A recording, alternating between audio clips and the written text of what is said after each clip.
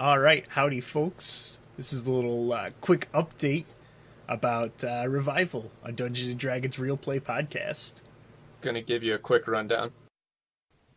Just to give people a bit of a heads up, the game is very narrative-driven up until this point, which is like episode 9. There's been a lot of episodes of a lot of talking. There's been a lot of that, but there's reasons for that, and the big one is I'm not a huge fan of doing random encounters or doing combat when it doesn't mean anything. The exception being the first combat, but that was kind of a tutorial fight, you know. Yeah. But basically, if I'm going to throw combat at these guys, I want it to be a point in the story and based on what they do that actually matters. I want it to have some real risks associated with it and be memorable. Like, you don't remember that time that your DM rolled, 2d6 worth of goblins at you and you wiped them up. That's not exciting. Yeah, it's just busy work. It's not that fun to play, and it's definitely not that fun to listen to. All right, you guys fight some mooks. It's like, fight some more mooks. It's like, I guess we don't really need to go all out. We'll just hit them a lot, I guess. Hey, John, what do you do? Well, I'm probably just going to shoot him. Okay. With my shotgun. And then he fucking blows its head off. I'm going to attempt to punch them and miss. Blood of the mighty. Yes.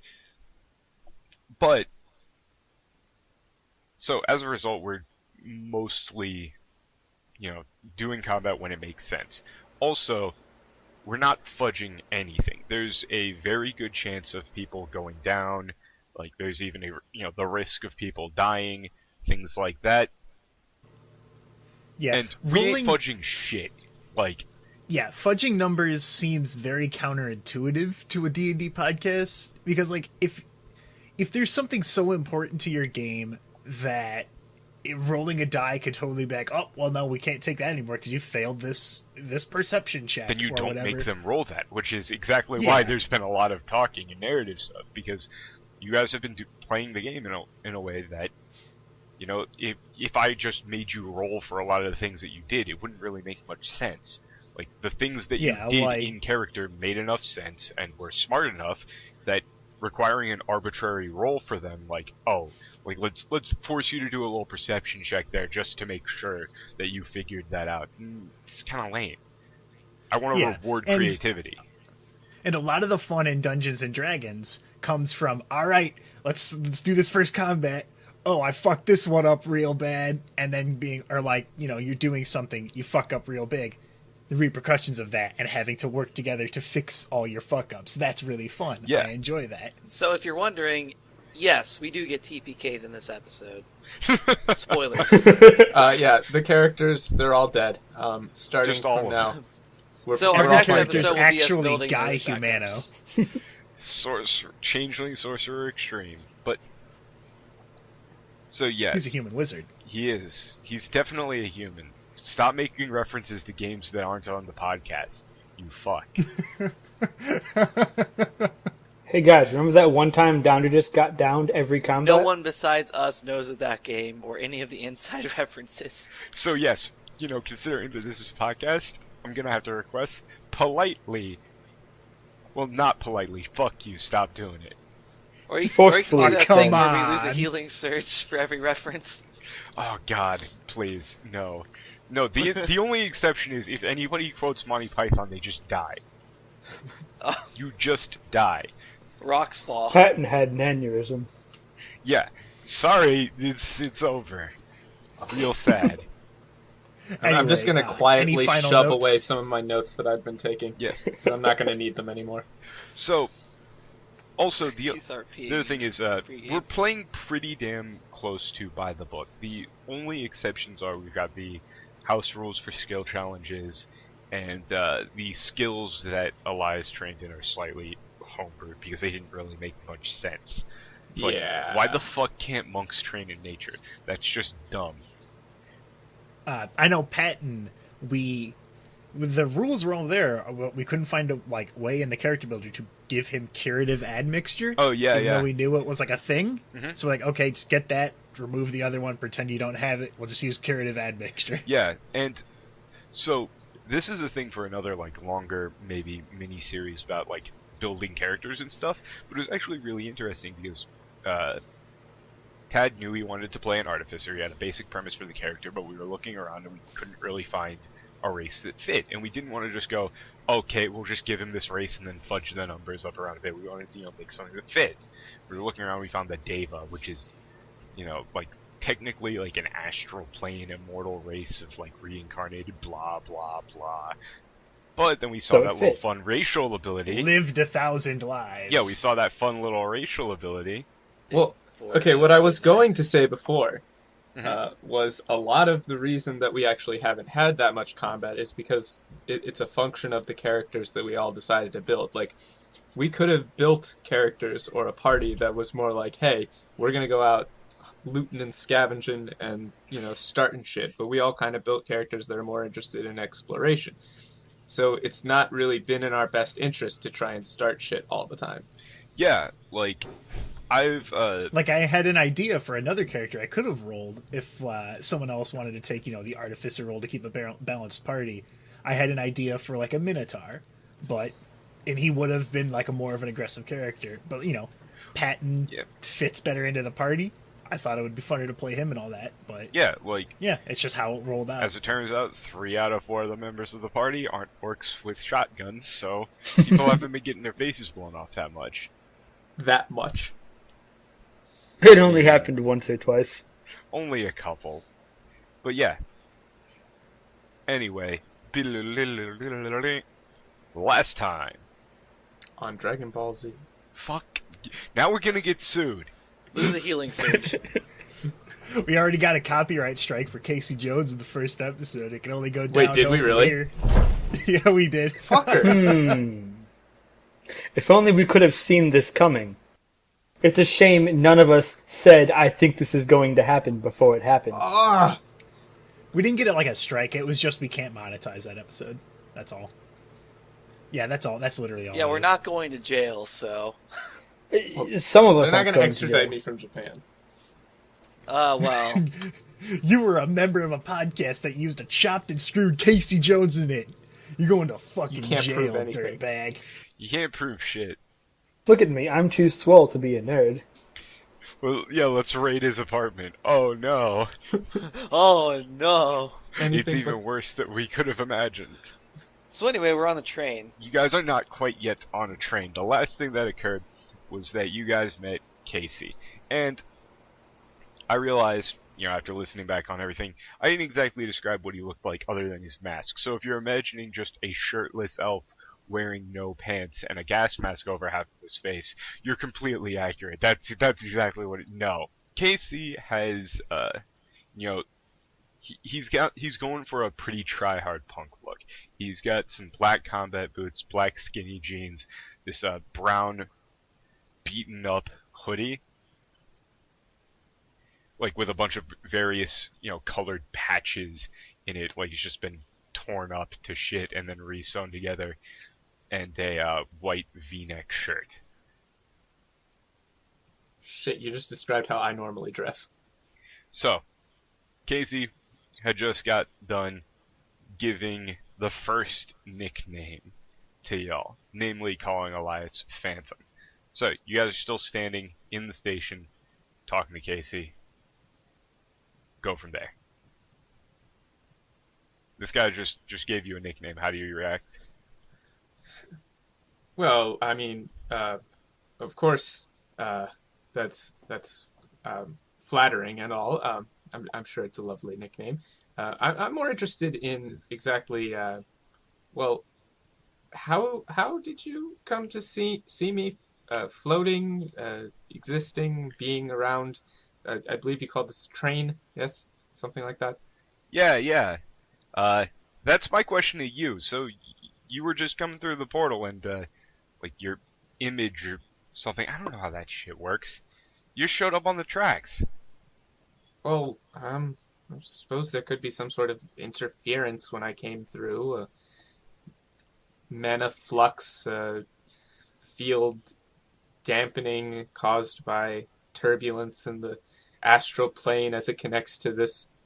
So his eyes are going to start to kind of glaze over a little bit. Can I check to see if I've talked to anybody that would know the answer to this? What to? Like To people the that portal came through problem? the portal and had like the same experience, if anyone had like that. So Because like player yeah, sure. knowledge, I Make know he a had history check. Sure, go for it. History. history check. Okay, so that's going to be a 4 to history. Pull up the d20. That's a 20 in total. 20 in total. That's right. It would be history because we've been here. We're like a whole generation behind. That's Yeah. right. Yeah. So, what you would know is that some people, it's a pretty rare occurrence for people who have come through like significantly late, but some people did report seeing, like random flashes of visions and things, but not quite as detailed as this. Okay. So I've heard about it, but this is Yeah. a little bit different. Yeah. Okay. I'm probably not going to say anything then. Okay. Elias, how long has it been since you entered through the portal? Well, that's actually an interesting question. You see, from my perspective, it's been, I'd say about two months. From your perspective, I think it's been somewhere on the order of 60 years. When did you see him, Casey? No, Was it around 2 months or about a year ago. Yeah. a year? Actually, hold on. One second, guys. Come on in. Actually, wait. Elias walks on in and he, kind of puts his hands up. Rules. Normally, we don't take passengers. This is kind of an exception. But, we got some traditions to uphold. Namely, nobody who's getting on one of these trains is going by their old name. And the other rule, nobody gets to pick their own name. This is a problem. Because everybody tries to pick the coolest name they can think of. You get 5 people running around calling themselves Superman. It gets old. Super. Hold on a second now. Elias, you mean to tell me you weren't born here? I'm still kind of stuck on that. What? Well, I mean, yes, I do believe we've spoken on this topic before. I was born in the... quick aside, what the hell is the other... What was that place called? Do we have a name for it? Yeah, the thing with that is that if you just go by pure, strict D&D, right? It's Just like calling air it dust or the something, material plane, right? Or, because coming up with a fake-ass bullshit name for what is, like, just an amalgamation of Forgotten Realms, blah, blah, blah, D&D, just material plane is fine. The material plane. The old world, maybe? The old Okay. material plane. Okay. Well, I believe we've gone over this, but yes, I am from... I think I just found out. Memory check. When John's I forgotten. asked, I had previously asked Elias if he had come through the portal, and he said, "Oh, I thought we all did," and I said, "No, I was born here." Yeah. Okay. Yeah. Well, John has forgotten. So, yes, I believe I'd mentioned before, but I was born in the, what we call the old material plane. You really got to tell me all about that sometime. It sounds like a mighty interesting place. Interesting is an interesting word for it. There's many differences. Biological, mana-based, rules of law, religion, many of which bear further study in comparison to our current situation. However, there really His eyes isn't kind much. of glaze over. I was gonna turn to Casey and just kind of like motion for him to just keep on going. I assume people are going to just start walking past me as I continue talking. Are we hopping into the train or are we going into Casey's house? I think it was his The house. train is his house, but he's kind of standing in front of it. You guys can't get on until he comes up with something good for you. So, he looks over at you guys. I want to be called Laudanum. Okay, You don't ordinarily, get to pick your own name. people do, they either make their own crew or they come on temporarily and then get a name. But we're a bit strapped for time and I don't want to break tradition. So, he looks over at Jeron, looks at your shirt. Raoul. Raoul? I'm gonna... not laughing in character, but Yes. I'm just gonna nod and be like, okay. John, you'll be Pedro. He looks over at John. John works fine. It's perfect. Yep. Honestly, if you didn't tell me that you were calling yourself John, I would be calling you John. Well, thank you. It fits perfectly. It is so cool. Such a fanboy. God, that's awesome. Alright, so I stroll onto the train then. I believe the word you're looking for is mosey. And then he kind of looks over at Patton. Looks at him.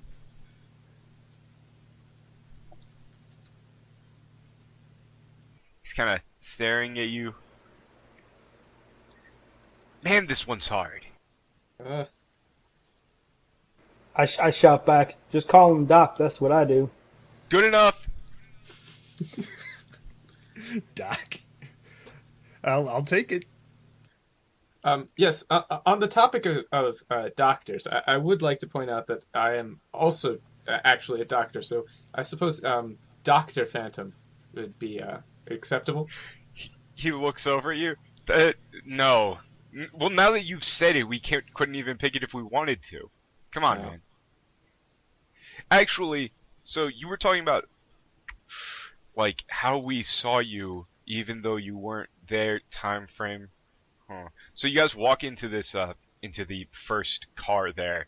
You see a large, like a communications array, a lot of, radios and things like that. It looks like the next train down has the, kitchen.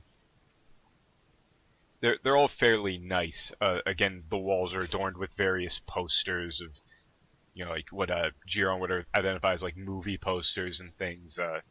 Like some pictures of places that they've been, the team in front of scenic locations. So there are a bunch of nerds. Yeah. So What are these scenic locations? Bet. Like, what's like there's there's there's one of them in front of the Grand Canyon in That shit, far what's out? that? Wow. Yeah, what Liberty Rock was that one? The is that a place? It probably it's Liberty probably like Rock? it's probably some minor sideshow No, attraction. I'm thinking No. of the that one mountain. Mount Rushmore? No. I see. That's what I was this wondering. is I a wanted good to see cut Mount Rushmore. bit, but No, Liberty Rock is not a place. yeah, no, it isn't. It could totally just be like a sideshow thing that they wouldn't know if it's a major landmark. It's like the world's largest ball of yarn and shit like that. Yeah, so Everyone knows let's about the just world's largest ball of yarn. cut this shit. But one of the big ones that you notice is them in front of the Grand Canyon, which that's pretty fucking far out. But Yeah. they're all dressed up in that picture, very, very heavily geared up, masks on everybody. A couple of people are wearing like thickly padded suits. You can just see backpacks filled with like sprouting out of the sides of some weird mana herbs and shit. There is one more person in that picture though, tiefling guy. So Casey looks back over at you guys. So we were talking about how we saw him when we didn't see him. He kind of walks back towards the back of this cab, just kind of slams his hand on the side panel, and thump, a guy falls out of the ceiling. Howdy. So Howdy. you see falling to the ground a young drow male. He's got short white hair, swept back a little bit. He's wearing a brown leather jacket, white t-shirt, some jeans. And Casey kind of leans over him. Hey, DB, when you came through, what did you see? He stands up, scampers behind Casey, like hiding, looks at you guys. What, you mean like when I came through the portal? Yeah, man. Saw some visions, like saw some places and stuff. That sounds remarkably these guys? similar to my experiences. I heard some people outside, so I hid. Yeah, I know. Man, we got to work on that with you. Quite interesting. I had heard that many of the drow were heading through the portal, though I did find it odd that I'd not met any up until now. I'm going to extend they're a hand out. super elusive. Hide like crazy. I can't He's imagine still why. hiding. Oh, come on, DB. Just shoves him forward. Shake the man's hand. Come on. Extend a hand. He gives you a very limp handshake. Nice to meet you. I believe your name was DB. Yeah, we called him that. He's the most elusive man in the world. Escaped out of the Underdark without a trace. Oh, out of the Underdark? That's a... Do I know what the Underdark is? Yes. You would know. We probably Okay. would not. That's the home plane of the Drow. Like the dark, twisty old Fey place. So, I would have heard of like the big. I imagine there was a big-ish revolt of the drow males once they heard about the portal. Yeah. So give me a history check then. Okay. Because I know, but I think Elias would know about this sort of thing. Let's see, history. It would make sense. Yeah, you were around when it was happening. Yeah, but I might not know the details. Is the thing. My history's pretty bad. Yeah. Does John know about Drow?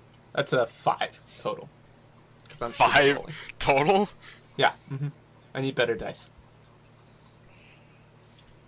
Okay.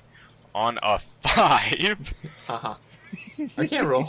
On a 5, honestly, you don't know that much about, like, exactly how Drow society works, or, like, if there was any real influence by Red in Drow society.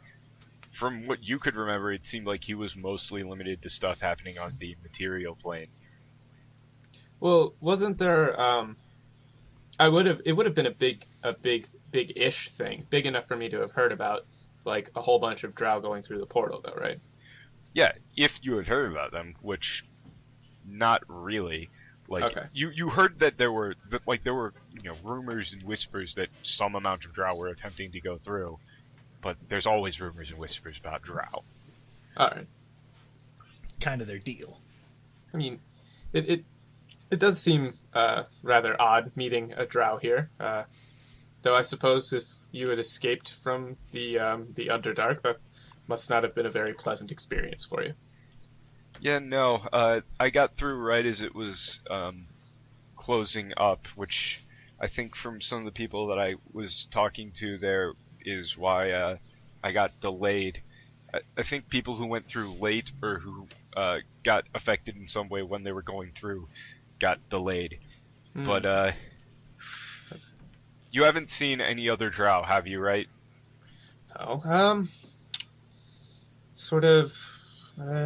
You haven't. Do you want me to so. roll a history check to see if I can remember any? Or So Would that you not haven't be- seen any, but Jeron, you would know that there's a decent contingent of male Drow in New York.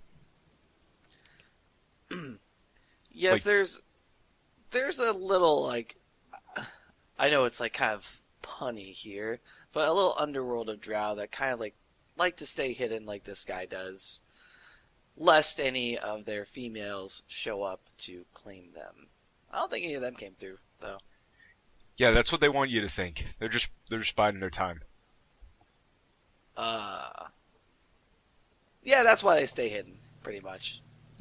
I do seem to recall, as you mentioned, your delayed experience was similar to my own. Though I was delayed for around 60 years. How many years were you delayed for? 40-ish, I think. It's interesting. Similar to myself. I did notice some sort of, well, I guess it could be described as webbing or I don't really want to use the word spider silk, but some sort of... So, at the word spider, he tenses up, and then just darts right back behind Casey. Where did you see that, please? Tell me so that I can avoid it. Well, where is more of a function of when, I suppose, since it's one of those shit. visions, I guess, of my portal experience. Okay, so we don't know where it is, but there's, some...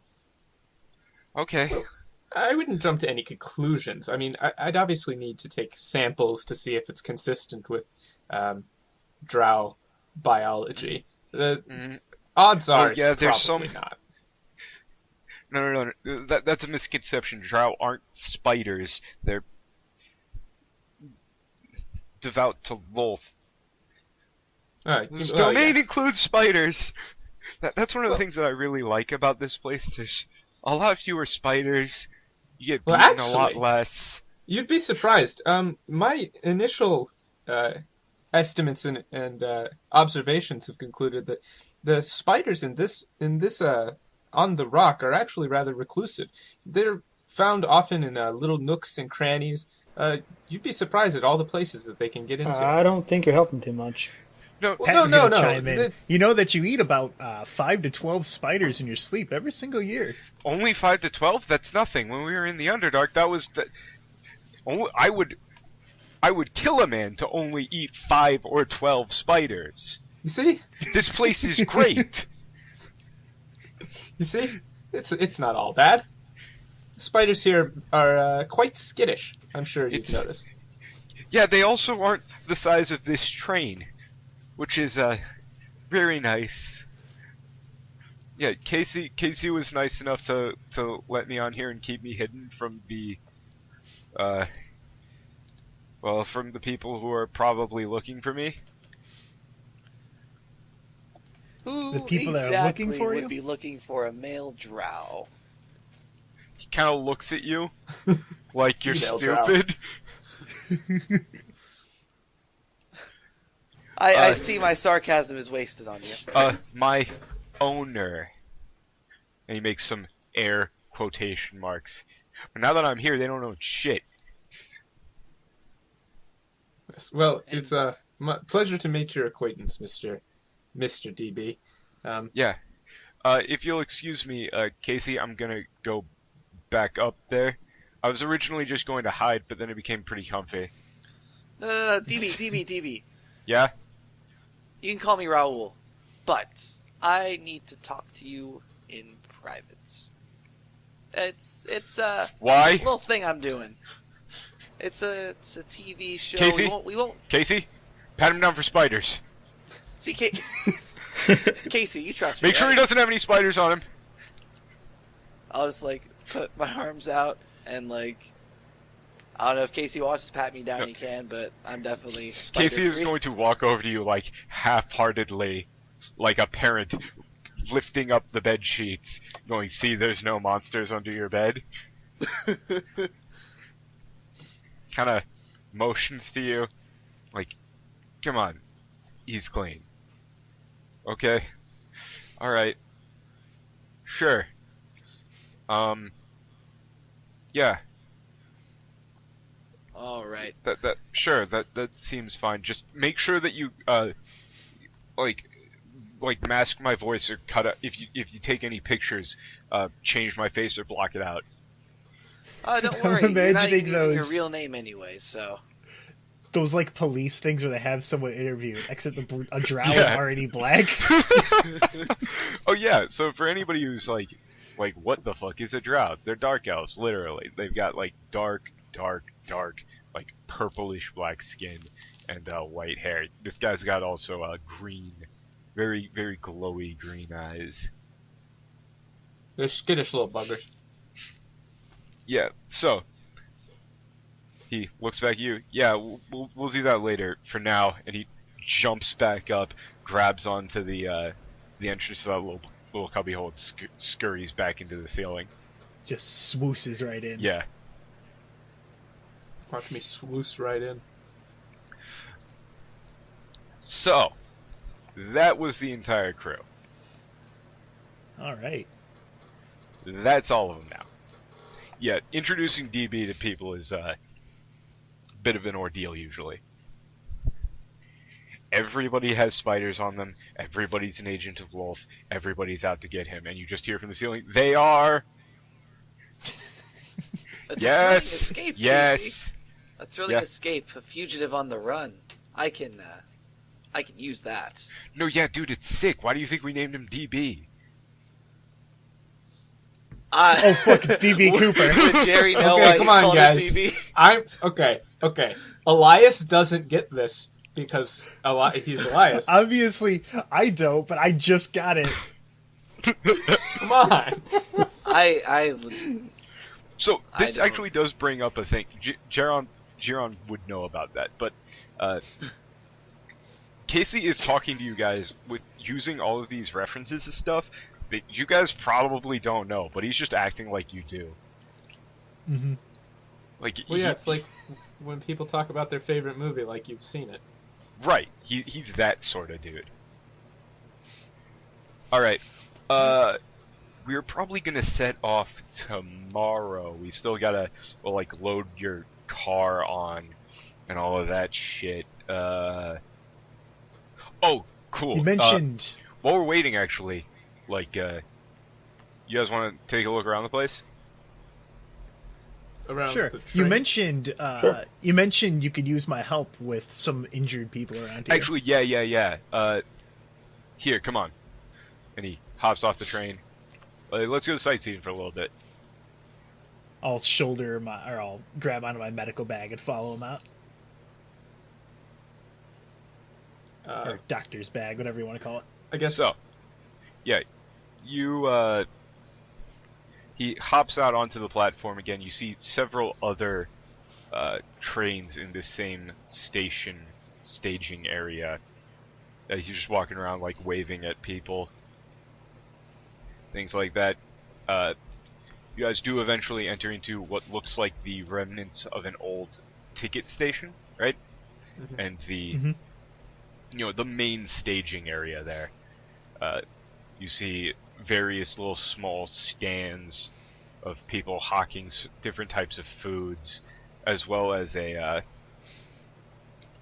big old board of various maps. You see a couple of score rankings that you can't quite decipher, just like people on ranking lists. Mhm. And you also see a Hall of Fame. And it's just a list of names. All names like John, Raul, Yeah. stuff like that. So, you guys are gonna walk in there. Alright, guys. So, let's go. You guys hungry? Wanna go grab something to eat? Sure. I'd go for a bite. sounds quite Yeah. agreeable.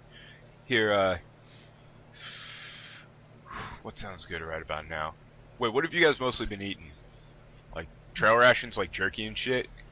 Your Something typical around that, yeah. typical ration. A little bit better when we were at Red's. Oh, dude. Food at his place is probably awesome. It was pretty fantastic. Oh, that sounds great. He probably just... what is it? Just, coated in gold? Like, all of it? I don't suppose that would be very edible, but Is it? No, I've seen plenty of pictures of, dude, humans here were crazy. They put, this, gold leaf on food and shit. Rich people ate that shit up. Looked awesome. Ate it up literally. Yeah. I mean, This I guy suppose gets it. if you were to hammer it quite thin, gold leaf could be ingested, though I'm not sure it would provide you with any nutritional or even really taste components. Yeah, but it's cool. Come on. I mean, if you Well, insist. what kind of stuff you guys eat around here? He kind of looks over at you. Oh, I know what we're eating. I know what we're eating. Oh, this is gonna be so cool. He walks on up to one of the stands. You see a rather stocky dwarf lady. Looks fairly about middle-aged, standing behind the counter. He slams his hands down on the counter. Mary, whip us up some cowboy pork and beans. She kind of looks at him, looks at you guys, looks at John specifically, kind of looks back up at Casey like, really, man? And he's still just holding that pose. Just... His hands on the table. Yeah. Just... Fine. Normal price, though. Yeah. You're a doll. Love it. Thank you. Alright, guys. Here, let's go grab a table over here. I want to watch the map and make sure that nobody's out fucking shit up where they shouldn't be. You don't mind, right? No, that's perfectly fine. Alright, cool. Seems fine to me. But yeah, and he points... Oh, you guys sit down, you get your food. It's decent. Is it just a tin can? Kind of, yeah. With beans? Yeah. Like, okay. it's like a little... Okay. Like this little tin plate. It seems like she really went the extra mile to make it authentic to what Casey wanted. And He I'm kinda just points- I'm like narrating to Zep about how authentic this is. Yeah, you're doing a little food show. Yeah. Yeah, and he points over at the at that wall, the Hall of Fame. So that right there, that's why you can't pick your own name. We got those. Like, you see, it's split up into half. You got people who have done some crazy shit on one side, and you got names of old people who did some crazy shit, or like, you know, crazy like movie characters and stuff like that everybody would want to name themselves after. You do something awesome, you can snag one of those names. And notably, I see. Notably, you see a couple like Superman, Batman, John Henry is at like the very, very tip top. Can I search for the word Hogan? Yeah. There's definitely that. Like, there is The Rock. There's tons of these. The people's elbow. You see The Man Andre. with No Name. Right. That's You cool. let these bastards, and this is, you know, Casey talking again. You let these bastards call themselves whatever they want, and they'll run with it. You'll end up with some like 3-foot gnome motherfucker thinking that he's Clint Eastwood trying to be the man with no name when he doesn't even know how to shoot a damn gun, right? So That sounds just a bit embarrassing. yeah, it became a bit of tradition that you don't get to pick your own name, and people gave you a name based on what you looked like you could do, or based on something that you did. Like, and he looks up. Oh, yeah, it looks like they're on a job right now. Those guys, Savant, named the train. This little fucker, Savant. he went on a job, you know, made this big, flipped over this big weapon supply truck that was going to some jackasses in Detroit. You know, huge haul, made out like a bandit, right? And he goes onto the radio, he gets on the comms and says, "Alright, everybody, Prodigy here. You know, that's our Suppress call a sign giggle. now." And of course everybody laughs at him, because you aren't allowed to do that. It's against the rules. Then every job after that fucks it up terribly. So he's done one thing really good. So they go by Savant now. It's great. John doesn't laugh at that. He has no idea what that means. Yeah. You know, things like that. That's what it means to be around here, right? Oh man, I love this place. I assume he says that while kicking his feet up onto the table. Yeah. Alright. So, what exactly are you guys doing, by the way? Like, what's the big holdup? Why do you have, like, Red's personal freaking car? And why are you coming to us? Well, if we told Red, I don't think it's going to be any harm in telling you. We are pretty much on the verge of discovering what appears to be living humans. And At least so- that's what my friends tell me. So he is going to literally fall backwards off of the seat. Kind of do a backflip a bit as he's rolling off, land on his feet, then scamper on top of the table. Like, get right up in your face. Holy shit, what? Quick aside out of character. What the fuck are you doing? I'm cool with these There's people. a big difference between telling Red and telling every jackass who asks us what we're doing. I'm cool with these people. I We have no just reason to met lie to them. If Jerry didn't do it, I was going to. Yeah, that's another reason why I did it. You guys are you guys should be so glad that I'm playing Elias and he's not like a character who's going to jump in and take control, because I'm sitting here with my fists clenched. But Elias is just like, yeah, well, okay, whatever. Oh well, too bad, kid. You're the Okay. one that chose that character. But yeah, Okay, so aside over. I don't think it's quite that exciting now. Oh, Well, for right now, all we're doing is we're going back to Little Rock. I'm going back home for a while. We're just taking a trip down there. We're sorting all that other stuff out later. alright. Okay, if you find anything crazy though, you gotta show me. Come on. Right? Next time we're passing through them. well, Alright. Casey, if you turn your crew into my show, you'll see all the craziest shit that even you couldn't even imagine. Tempting.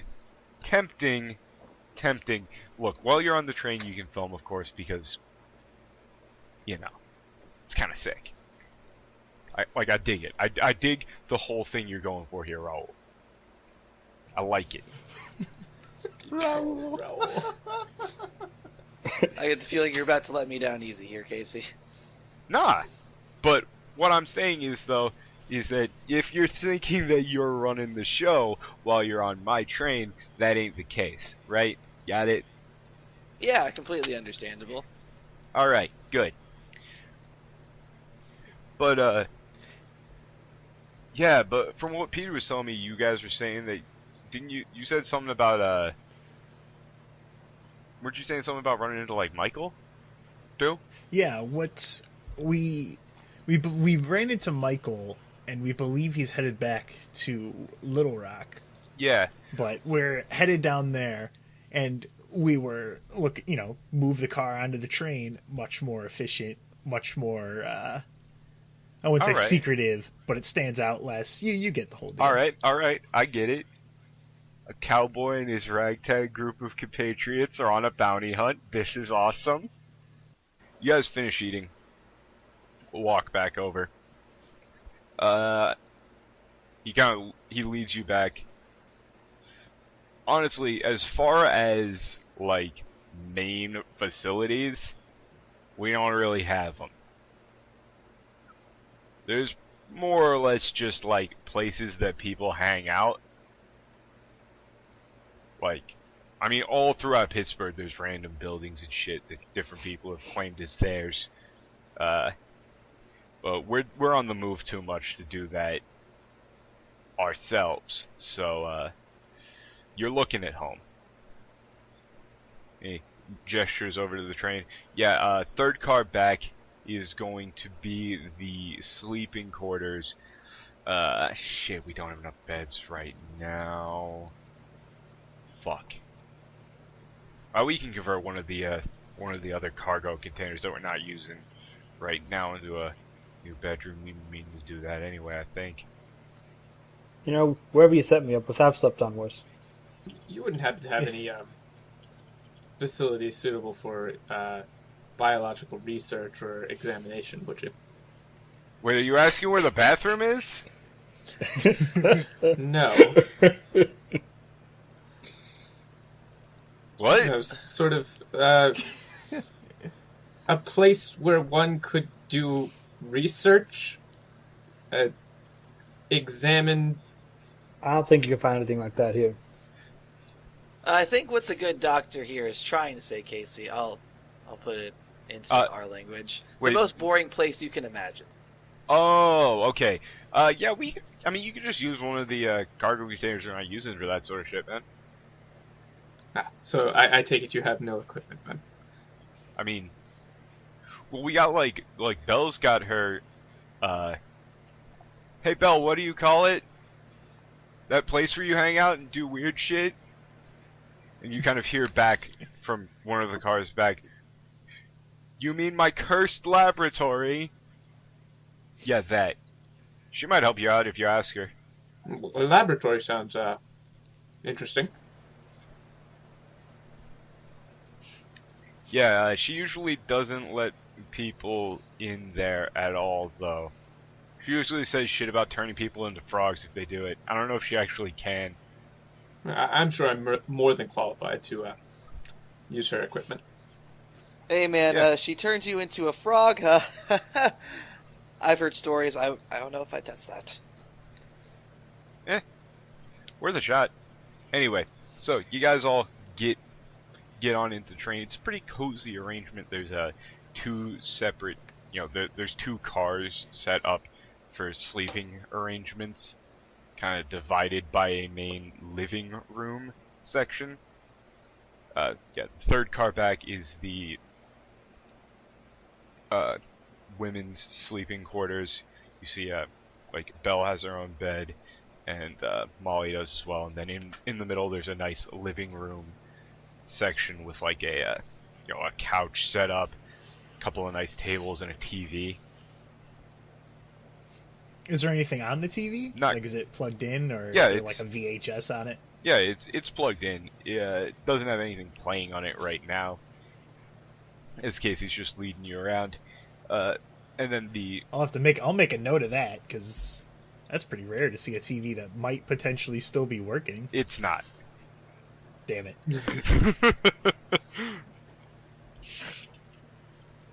It's not rare, or it's not still working? It's not rare. Oh, okay. Oh. Why is that? Like- the TVs are everywhere. Yeah, Yeah, but I feel like How do you think people watch my show? yeah. Okay. I guess I didn't think about that. I was thinking magically view it, some bullshit like that. I project it into their minds by force. I'm that powerful. So this would be a good time to. You couldn't make a magical TV. It just wouldn't fucking work. Magic and Yeah. tech don't interact in that sort of way. You try and send like a magically encoded picture through wires and then to be decoded by. No, it's not gonna work. Yeah, But- decoded by old tech But working no, on different like systems. having something this nice, like it's this nice, very thin display kind of built into the side panel there. It's huge, by the way, too. Like, 70-inch or some shit. Like, yeah, that sort of thing would be Outrageous. pretty expensive. Like, if you were to try and get something like that in New York, it would cost a good amount of money. But Casey seems like the sort of guy who's like some weird enthusiast. He keeps leading you through the cars. He also mentions that there's walkways on top of the cars if you ever want to skip one. Interesting. Can right, you? and around Are the there side. exits on every car? Yeah. Okay, so you could just like open the door to the exit. Mhm. and Yeah. you just hop up on top of any old car. There's like a ladder next to it to go up on top or something. Yep. Okay. Then eventually, he shows you around. They've got a couple of empty containers, as well as one pretty far back that you can see them loading your guys' car into via a couple of ramps.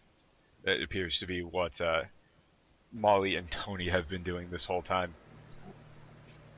They're kind of pushing it up on some ramps into this storage cart. All right. They got like some straps and stuff Yeah. to secure it down. They Okay. seem like they know what they're doing with this. They've done this sort of thing before. All right. Any Doesn't look like they need any help. They got Nah, it. not really. Looks like they got any it. indication of that of the laboratory? Yeah.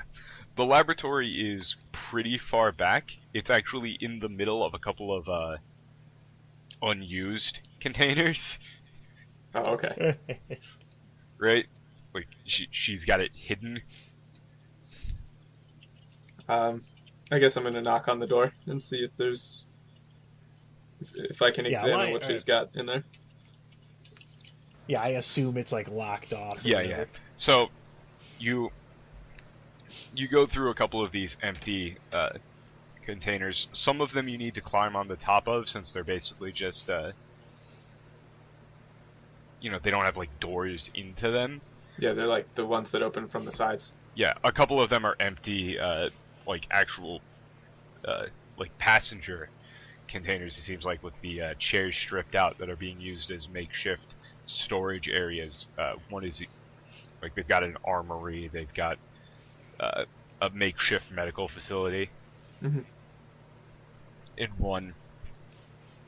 And then you go back and then you see on the door is a witch cauldron.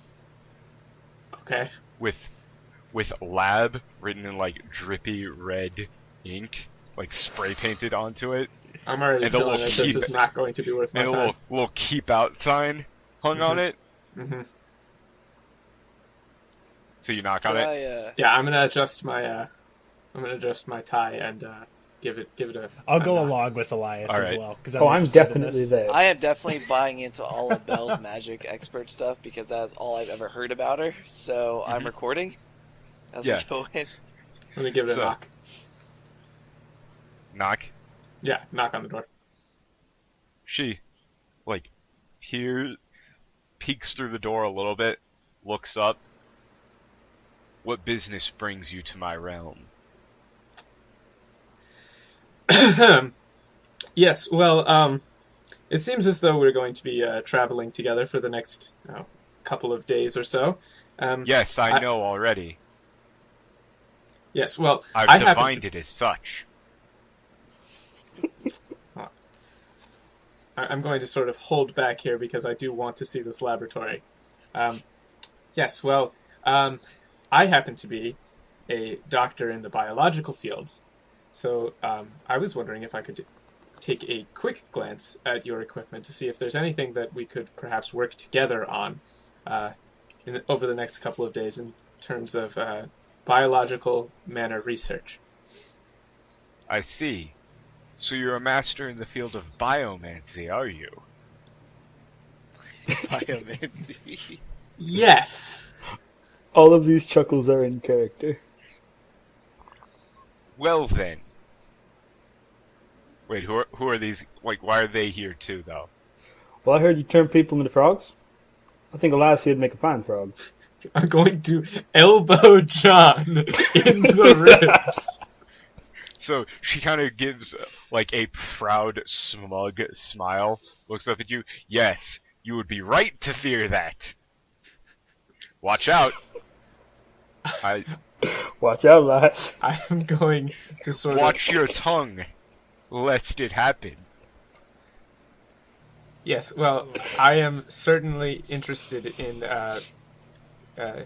avoiding the brunt of your magical power. If you would be so kind as to allow me to take a cursory glance of your equipment, I'm sure you can go back to doing your enchantings and divinings. Can I do an Arcana check to see if she actually is magical? Just because Sure. Jerry has to be buying into this. It's a D20. Let me check my bonus. I can tell you there's no way she's that magical right now. I think that's a 9. Hold on, let me turn the light on. That's a 9. Okay, that didn't really roll. Just, like, hit it. Okay, yeah. That's going to be a 12 in total. 12 in total? Yeah. I don't know, man. Seems pretty magic to you. Aw, jeez. Okay, I'll go ahead. Arcana? Can I roll perception, because it seems like she is way overestimating her own abilities. Okay, And that so insight? what exactly are you trying to do here? Are you trying to gauge, like, how magic she actually is? I'm trying to see how much she's embellishing. That would be insight. Well, I don't Your want to do insight's that decent. because it's a low score. I mean, your insight's decent, actually. Okay, yeah, I'll do insight then. All right, that's 16. 16? Yeah. It seems like she's embellishing a little bit, but, like, it's not like it doesn't seem like she can do any form of magic. Well, yeah, I didn't think she's completely unmagical. Like, Yeah. that would be weirder. Yes. But like, there's no way there's enough ambient magic in like the air and all around here to be able to do like divinings and turning people into frogs and shit. Right. Especially as they travel further out west. Right. Mm-hmm. So, she's still only holding the door open like a little crack. Well, You all may enter, but you, John, right? Yes, mate. Don't break anything. A lot of the stuff's fragile. I'll do my best. all right, so I'll walk in. So, I'll follow right so along. you guys walk in. The first thing that you notice is that all of the windows have been covered with like very thick curtains. Mm-hmm. The lights that she has set up are giving a like purplish hue to everything. It's very spooky. I Yeah. assume. You actually see what Patton would recognize as a fog machine in one of the corners. That Seriously? she subtly kicks a little switch and the fog starts to billow out a little bit. Oh, that's great. It very quickly fills the car to the point where it's like at her eye level, and then she kicks the switch again. So what you see is like just piles and piles. So once the door closes behind you, though, you feel great. This whole area is sealed, like Oh, okay. completely. You see rows and rows of these mana-producing plants, medicinal herbs, and just a wall-to-wall, like on both sides, just stocked with various little potions that are not labeled in any way. Okay, so This Is place there- is a gigantic mess, by the way. She's got like 5 different staves lined up on the wall, each one looking a bit more reasonable than the last, and the one that she's currently holding is the most ridiculous. Like, it's huge, it's curved, like the branch splits into a little cradle for this massive faux crystal that has a little glow on it that's floating ever so slightly above the staff. I'm going to go ahead and roll a perception check to see if I can look through all this clutter. yeah, I want to for roll any, perception for anything that I could actually use. Any like alchemical like tools, you know, the beakers, Yeah, sure. the microscopes, shit like that. Oh, Oh, okay. it rolled in my notes. 31. I got an 18 plus 10, so 28. Okay. So what you notice is that, yeah, she has some good shit here. Like, anything. Some cream of the crop material. Yeah, if you wanted to make, like, potions, if you wanted to enchant materials, if you wanted to deconstruct things, this would be a great place to do it. You've got some impressive equipment here, Bill. She kind of stops, looks back at you, looks very, very, very happy and full of herself for a second, and then kind of, like, turns back around, goes back stone-faced. Well, yes, it's only natural that someone of my caliber would have equipment to match. What do I notice on a 31 in terms of like actual stuff I could Holy use shit. for biological research? So, you do notice a lot of, shit, what's the correct term for this? You do notice a lot of various tools that you could use to dissect and analyze organisms and things like that. She does seem Is to... it Frenaria? Yeah. I think Frenaria is a word used for like a Frenaria? whole bunch of tools. Accoutrement. Maybe, I don't know. Accoutrement. Yeah. Let's go with accoutrement. Like, it's all got a pretty heavy magical bent to it, but she does actually have like a lot of medical tools that you could use to, dissect and extract shit from various creatures. It looks like she's using them more to like, make potions and things like that, but you could very easily repurpose that for, dissecting and studying creatures and shit like that. Like, she's got microscopes, she's got stuff on stuff. Yes, I must agree with my good friend. What was your name again? Doc. Doc. Yes, Doc. Doctor. I'm Dr. Doc here. You have... Look, the man has earned a doctorate. This isn't in character. This is in character. Yeah. There'll be no laughing at a man's learned study, okay? Whatever, nerd. Fuck you. Sure thing, Dr. Phantom. I must agree with my good friend Dr. Doc here. You do seem to have quite the collection of usable equipment. And It seems like these are some very high quality materials. I'm assuming these were the cream of the crop that have been kind of collected.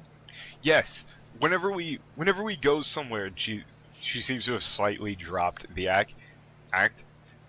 Whenever we can go somewhere where I scavenge these things, I always have Molly pick them up for me. If you don't mind me asking, are you completely self-taught, or in the ways of chemistry and whatnot? She kind of looks up at you guys. Obviously, yes! I'm gonna roll an insight on that, because I don't believe that. She says, yes, I'm a self-taught prodigy of various fields of study and magic. Laying it on a little thick there. I got a 5 on insight, so let's see here. I rolled a 16, so 21 on insight. 21? It seems like she probably came, like, she's got some just regular ass training and probably came from a family that taught her that, and now she's trying to pretend like she isn't. Alright. Yes, well, I would be extremely happy if you would allow me the use of some of this equipment during our journey. I'm sure we could compare notes and go over various bits of research to our mutual benefit. Well, you want to use my... these are cursed tools. They will... Shit. What's that? Cursed, you mentioned? That's actually interesting. I haven't come across any sort of lingering magical curses, though I suppose it could be an artifact. Be careful if I were you, Elias. Ribbit. She kind of looks up at you. The tools are cursed. Nobody but me can use them. Yes, well, that's what I'm saying. It seems rather inconvenient that your tools would be cursed. I haven't run into any sort of cursing on the rock. It seems quite unusual, actually, with the low levels of ambient mana for something as strong as a curse to persist. As I mentioned, So, I'm going to have bought into her old little shtick here, just based on Patton's reaction. So I have an idea. I'm going to take the bandage off the back of my neck and show it to Belle. What? Just out of nowhere? Yeah, it's like, hey Belle, I know this stuff is cursed, but you see these holes in the back of our neck here? What, you mean that I'm VR going jack to that you leave got? my Wait, bandage on. She kind of she climbs up onto one of the tables and grabs like your neck and just starts twisting around. Oh man, where did you get one of these? I'm looking everywhere. Well, you see, there was a curse put on us that said if we ever told you, we would die. But it says... Quick aside, hold on, okay. How stupid do you think she is, though? You're treating her like a child, dude. It's not gonna work. I think he is antagonizing her. Am I? She's not dumb. I fucking hope let him so. do it. Let him do Okay, his bit. go for it.